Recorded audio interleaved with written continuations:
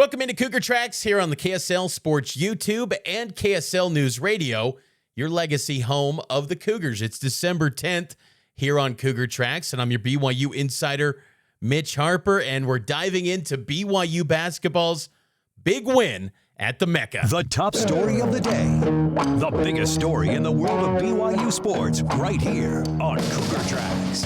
How about that? BYU Basketball storms back from a 22-point deficit to take down the Clemson Tigers 67-64, courtesy of a buzzer beater from Rob Wright. Choose the right. The Cougs get it done at MSG. An amazing win for BYU Basketball for so many different reasons. One, it's a buzzer beater. That's awesome. Rob Wright hits a big three.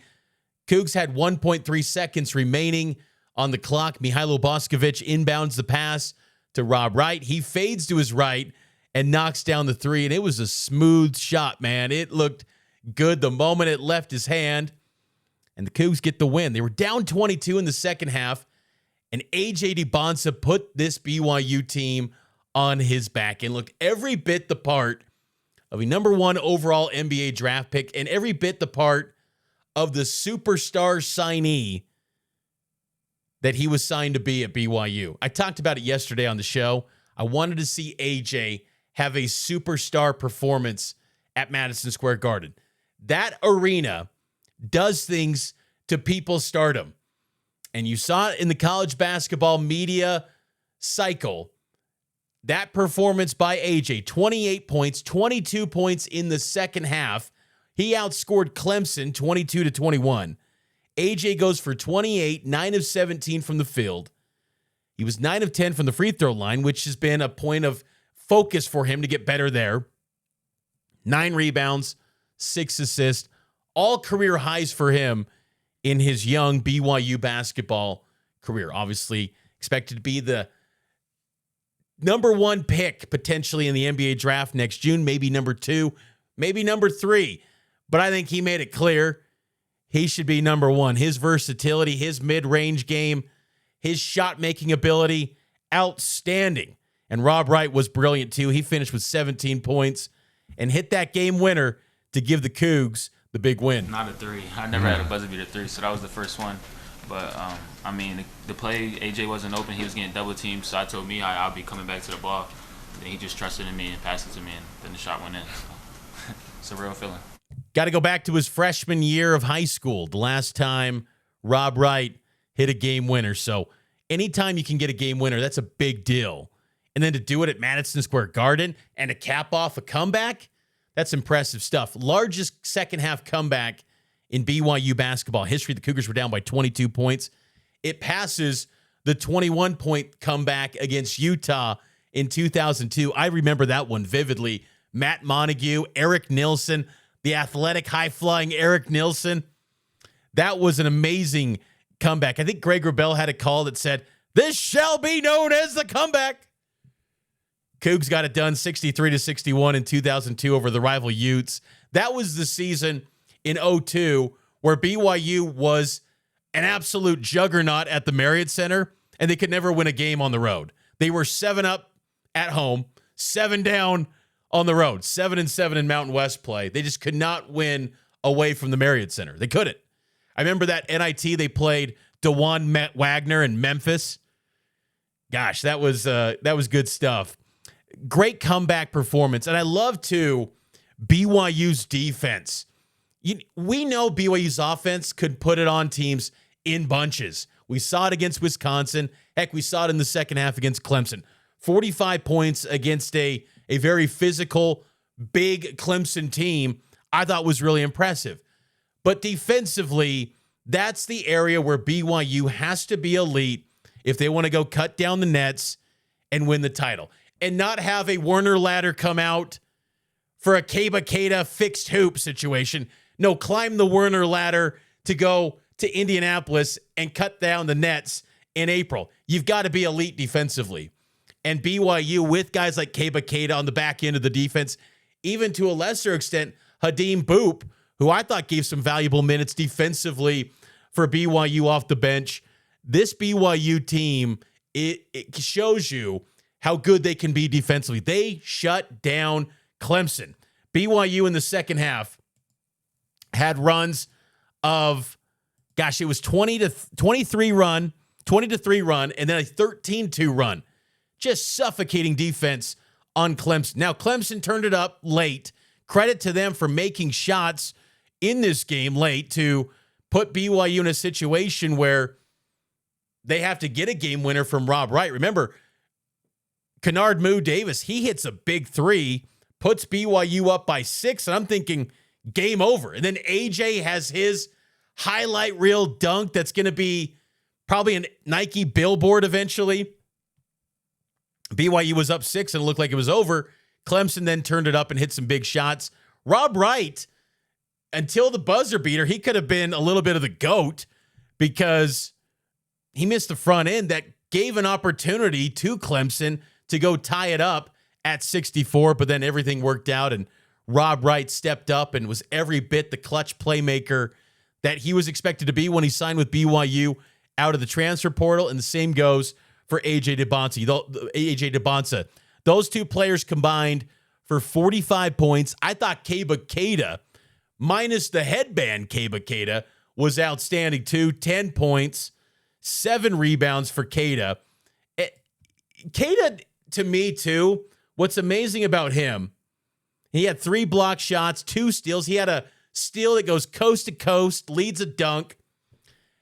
Thing about him, he always blows me away by his shot blocking ability, some of his rebounds. I can't ever get not impressed with Keita, what he's able to do on the defensive end. He is so explosive and athletic. And the thing I love about Keita too, he brings a bit of a nastiness, man. He doesn't care about your feelings. He's going out there to win the game at all costs for his team. And he'll be a little chippy. He's got an edge to him. I love that about Keita. I think he is an absolute baller. And the sheer violence behind his dunks. The man caused a delay at the 11-minute mark in the second half that was long enough to bring out the teams for a 3-minute shoot-around to get warmed up again. They brought out a level, the MSG workers, to see if the hoop was level or not. The man plays with sheer violence. I love it. And keep in mind, too, BYU gets this win on a night where Richie Saunders was completely off offensively. Only 5 points for Richie. 0 of 7 from 3. Second time this season that's happened. The other time also happened in a Garden at the Boston Garden against UConn. So hopefully Richie can, get a little more consistent with that 3-point shot, but it's nice that BYU has the firepower to still get a victory where Richie's off. But one thing we do learn, though, about this BYU team, these slow starts are going to bite them eventually. Man, they are an incredible second-half team. But you cannot get into these holes every single time. Maybe it's just simply traveling to the East Coast. UConn game, Miami, Dayton, Clemson, all first-half deficits. You can include Delaware for the home game back on November 11th, too, but that's got to end. It's going to bite them eventually. It did at UConn in Boston. It was too big of a hole, and that was only 11 points, but UConn just kept answering, and BYU, to their credit, stormed back and made it a game. But you've got to start off strong going forward. And Kevin Young talked about AJ Dybantsa and how he's performed in the second half and really started to pick his spots, and this was AJ as well, along with KY, on picking those spots. Just being patient. Don't get too down on yourself if you're missing shots in the first half. Like, you got another 20 minutes to go, and I'm super confident in my ability, and I trust all my work that I put in, so it's eventually go fall. And if I could chime in on there, I think in the first half he was doing a lot of stuff towards the baseline. He's falling away. I think he mentioned that, but he does a great job when he gets middle, and just we have a little saying, him and I just pick a spot. That was something I learned in the NBA with coaching really good players. Just pick a spot. You're either going to make it or miss it, and he was able to get to the spots tonight and made them pay. The power of KY, so simple yet so detailed in his response, and this was KY on the game winner from Rob Wright. An initial full court play we had drawn up, they defended it well, and then at the last minute, I was kind of like, hey, Rob, if you get it across half court, call a timeout. And then, that play that we just ran at the end there is one that, we worked on in practice several times, and, Rob made a big-time play. Mihailo he didn't play in the second half. He comes in, and I trust him as a passer. He made a great pass. And then Rob made it happen. Big win for the Cougs to improve to 8-1 on the season. They're now number 10 in the Ken Pom ratings. They dropped one spot after that performance because BYU was a favorite. We should keep that in mind. But Clemson, a top 25 team in the ratings, that's a quality win. Just find a way to get it done and learn those valuable lessons moving forward. I think there was something to build off of this for BYU. I thought offensively they looked really good in the second half. Some of those step-up screens, as KY noted in his post-game press conference, where with Kata's back to the basket, those rolls. I mean, BYU, they do things so simple, but with the playmakers that they have now, they can just level it up and just hammer teams away with their athleticism and playmaking ability with the top end of this roster. Questions about the depth with the absence of Dawson Baker. You just don't have much firepower on that second unit yet. I like that they gave some early minutes to Alexei Kostic. He hasn't capitalized yet, but I wouldn't be surprised if eventually it starts to click for Kostic. And, we'll see more eventually from Tyler Morris. I would like to think once he starts to find his shot, he's only firing up threes. Hopefully those can start falling for him as well. But Cougs get it done, 67-64 over Clemson. Next up for BYU, a return to the Marriott Center. It's been a long time, 32 days for the Cougars. They'll be back in action at the MC Saturday, December 13th against UC Riverside. Tip-off at 7, pregame at 6 on KSL NewsRadio. Long gap, more than a month away from the Marriott Center. You go look at the top 10 teams in Ken Pom. No one had longer than about 17 days between home games.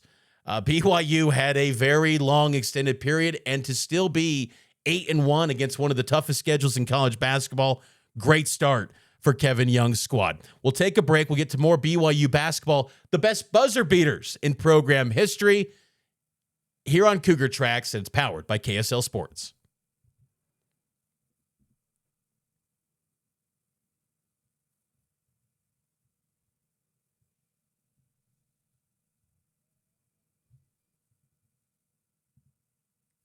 Welcome back into Cougar Tracks here on the KSL Sports YouTube page every single day, coming to you here on Cougar Tracks. We've had some issues with the X feed and live streams, some of the technical issues, but that's now all cleared up.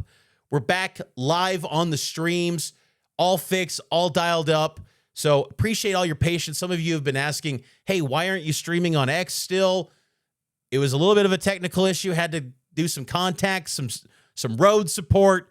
We're back in action. We're live. We're rolling again. So appreciate your patience there. But Cougar Tracks going strong, even with football kind of in the rearview mirror, basketball heating up, and we're going to keep doing this thing every single day, giving you the latest in BYU sports. So I'd appreciate if you subscribe to the show, gave a thumbs up to this video, subscribed on the audio feeds, give a 5-star rating and a review. It'd help out the show a ton. So BYU football talk. Cougs, of course, are preparing to get ready for the Georgia Tech Yellow Jackets on Saturday, December 27th in Orlando at the Pop-Tarts Bowl. We'll have extended pregame for you on that day, 10 a.m., to get you ready for BYU and Georgia Tech 2 days after Christmas. And in the lead up to bowl games, I think one of the valuable things with bowls, which is always interesting, is the opportunity to almost treat it like another spring practice where you're giving opportunities to young guys to develop. But at the same time, you want to give the seniors a proper send-off. It's a tricky balance a little bit. It's kind of the bridge to next season and honoring this current team for 2025. I asked Kalani Sitake about that juggling act, and this was Kalani this week. Follow the momentum that you have from the season, and then you have to develop the young guys. So in a lot of ways, it might be different types of practices. We're trying to get, and the thing is, we can use all our red shirts just like we did in the championship game. And so It makes things a little bit different, but it makes it even more fun. Everybody has an opportunity to participate. And, we got to get back to practicing, though. I mean, I know we'll have a couple days off to get the guys over the season to heal quickly, but then we got to get back to work. And getting back to work will include giving some valuable opportunities to the freshman class. And I wanted to look and size up the freshman inventory here on the podcast on the offensive side. And it basically starts and ends with quarterback Bear Bachmeier. Bear Bachmeier, how on earth did On3 not give Bear the first team true freshman All-American team nod at quarterback? Now, Cal QB Jaren Kiave Sangu Polotele, he's excellent. He's a fantastic player. But Bear Bachmeier led BYU as a true freshman to a Big 12 championship game, had BYU in the playoff race. And then you look at the stats for Bear Bachmeier, 2,708 passing yards, 14 passing TDs, 6 picks, but 2 of which were in the Big 12 championship game, so 4 in the regular season. Rushing yards, 527 yards, 11 touchdown runs. Bear Bachmeier accounted for 25 TDs this season. I don't know how you don't pick Bear Bachmeier as the true freshman All-American QB if you're On3. Look, Jaren Kiave Sangu Polotele is really good, but Bear Bachmeier was better this year. Now, the ceilings, maybe Jaren is higher, but I still think Bear has got a ceiling or two to grow in his development. And I think that's going to be one of the fascinating things to see with Bear Bachmeier. There's been an image floating around on Facebook of him in a boot. I haven't verified that myself, but clearly Bear was banged up. It's safe to say anyone watching that game saw Bear was clearly banged up in that game. And Kalani said on Sunday that Bear will be fine for the bowl. He'll heal quickly. And I won't doubt Kalani. I mean, he's usually pretty transparent on this. I know Kalani gets some grief and people say, oh, he learned from Whittingham when it came to injuries. Look, I've been following it as close as anyone when it comes to injuries. He's pretty transparent when it comes to this stuff, so I'll take him at his word. But when you look at this freshman class, I thought Bear this year was excellent. Maybe it's because, too, there was low expectations, I think, even though he was a 4-star recruit. You just still think as a true freshman, there's going to be games where it just doesn't go well. That wasn't the case for Bear outside of games against the number 4 team in the country, Texas Tech. Outside of that, I thought Bear was excellent throughout this entire season, and he got better over the course of the season as a passer, too. Now, I still think that's an area where he needs to continue to evolve. And he was hobbled against Texas Tech in that Big 12 championship. So it's kind of an incomplete to really critique him in passing the football in that spot. But the coaches kept him in. And if that's the case, and they're going to keep him in and say he's the best guy, you got to be able to sling the rock. And that was non-existent against Texas Tech. So that's still an area where he can continue to level up and get better. But that UCF game, the accuracy, 84% completion rate, you love that. That's great signs of a guy that's from game 1 to game 12 got significantly better. And credit to Aaron Roderick and the growth and kind of the strategic plan. I go back to fall camp when I asked A-Rod about the quarterback battle. It was still before they announced Bear as the starter. And he'd said, I asked him in general, what would be the message to fans about this race? And he's like, hey, we got this.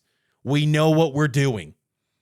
And you thought, do you know how to handle a true freshman through a Power 4 schedule? That's tricky. He sure did.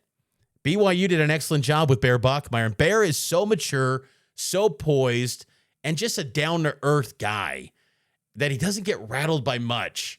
And I think that's something that's a special trait because the emotions, the mentals, that can really sink quarterbacks when mentally it goes south. It's happened before. We've seen heralded quarterbacks suffer some big losses and then mentally they never recover.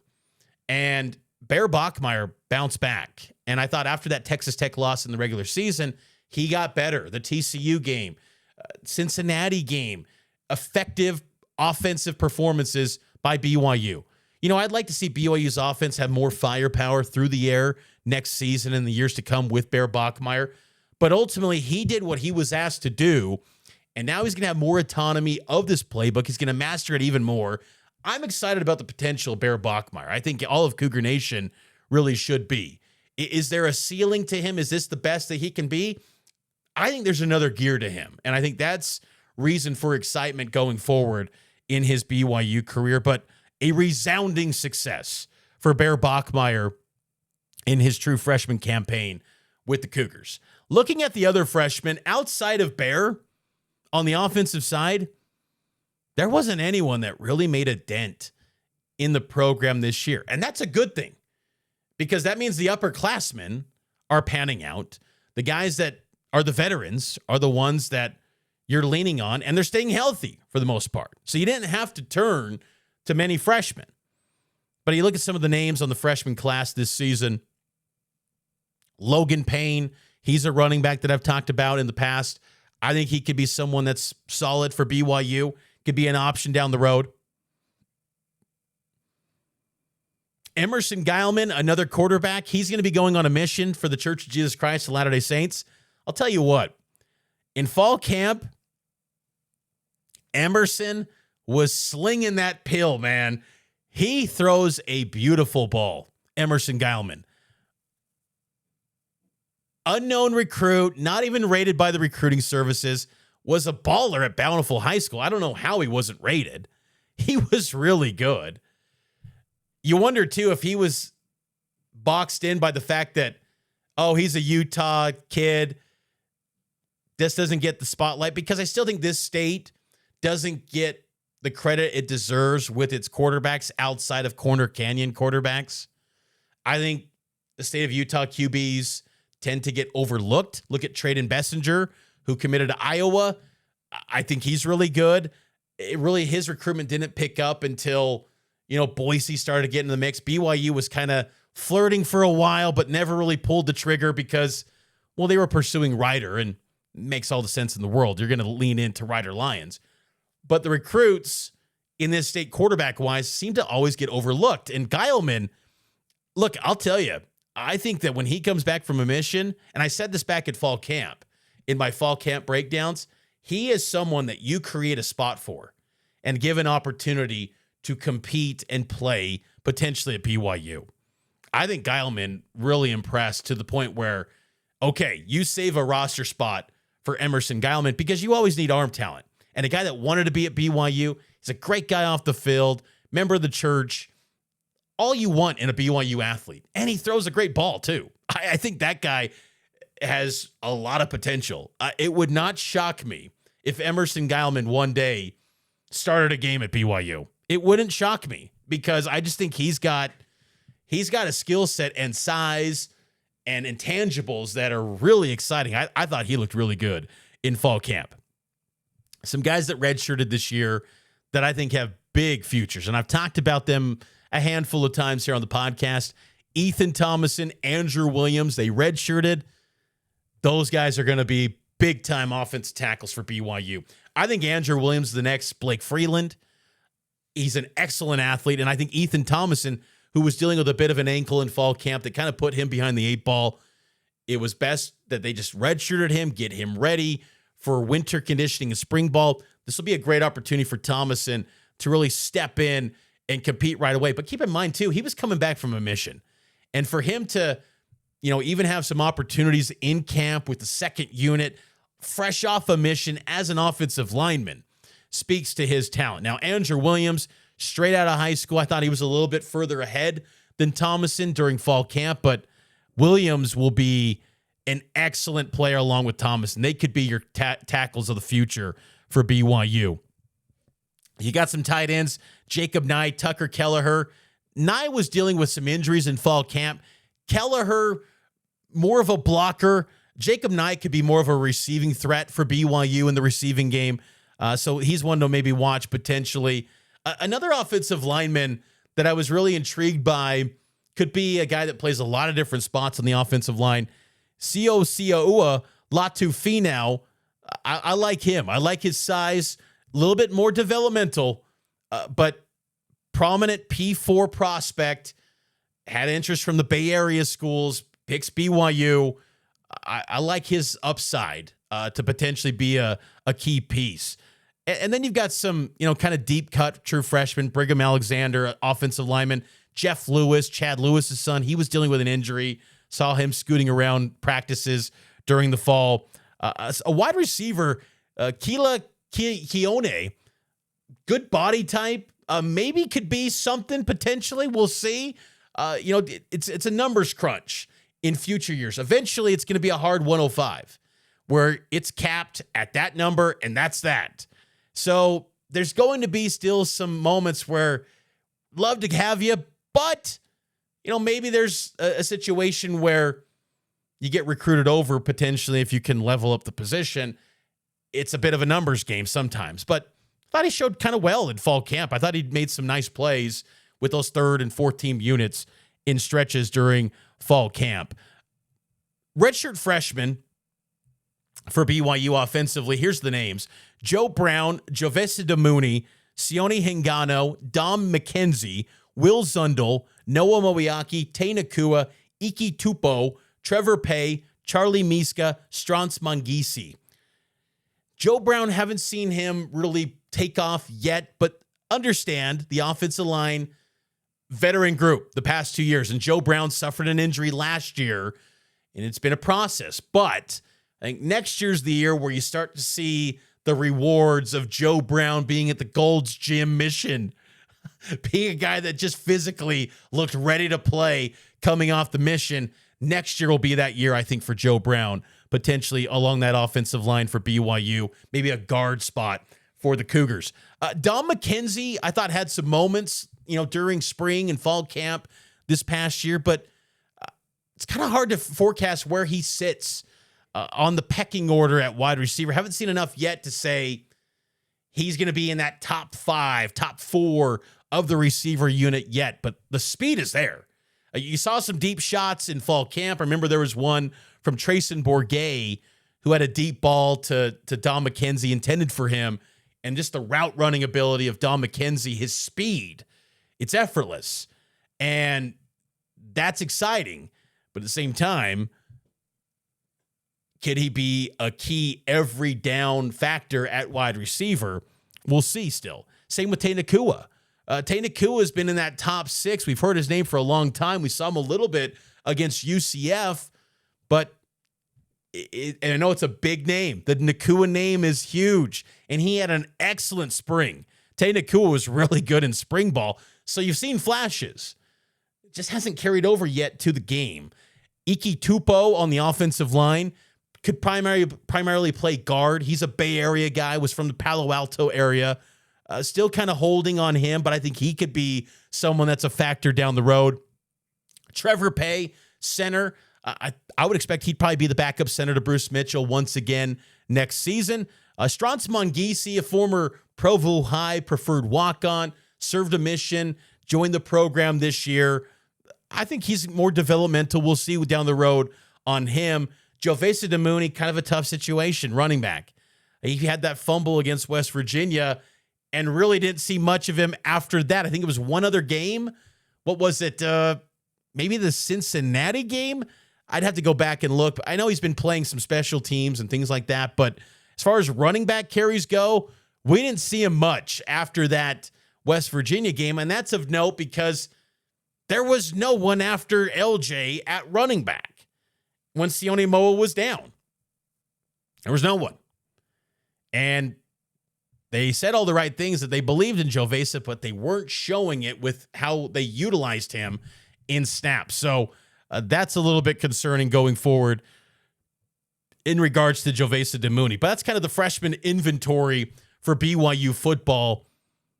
We'll do the defensive side tomorrow here on the program as we look over kind of the freshman personnel, the guys that are maybe ones to watch in the future, guys that are going to be to be determined on their status maybe after the season, could be potential portal candidates. We'll look at the defensive side tomorrow here on the program. Final break. On the other side, the best buzzer beaters in BYU basketball history. We'll go over that next here on Cougar Tracks.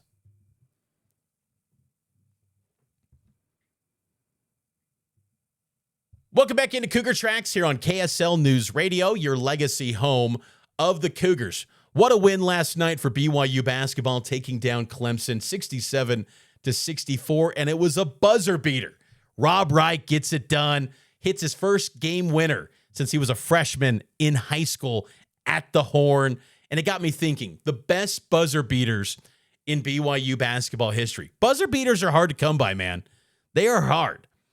I would say this one is one of the all-time best because the venue, how good this BYU team is, a top 10 team, how quality of an opponent Clemson is. Clemson's a solid team. This is an all-timer. That's a great moment for BYU basketball history. But there have been other buzzer beaters in BYU basketball history. Go back to 2019, TJ Haas.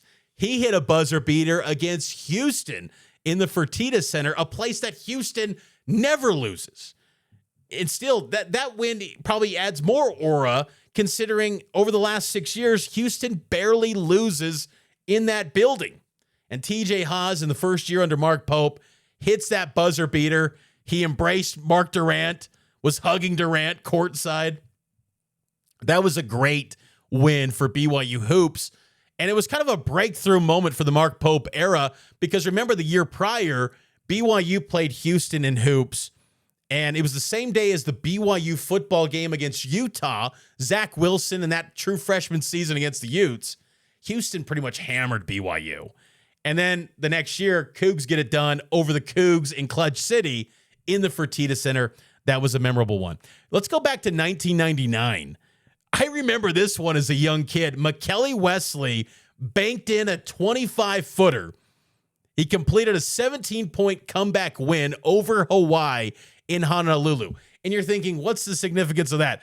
Look, back in the day, this was year 2 of the build with Steve Cleveland in BYU hoops from 1-25 to then. Any win was valuable. And that was the year 2. McKelly Wesley, gosh, I'm trying to think. I think it was his first, he missed the first half of the season, and then he came back the second half, and that was a huge win. Just any victory for that BYU team in that time was big, and he banked a 25-footer. I remember watching that one on tape delay. It was the next morning because it was I think 10 p.m. tip-off local time, and I remember watching it the next morning and just thinking, oh, yes, McKelly Wesley gets it done. That was a good one. How about 1992? Kevin Nixon had 2 memorable ones, maybe the best ever. Kevin Nixon beats Oklahoma, number 9 Oklahoma, in the Maui Invitational with a buzzer beater. That one was great. But maybe this one. I mean, this will still play on championship week every March on ESPN, this highlight. 1992 WAC tournament.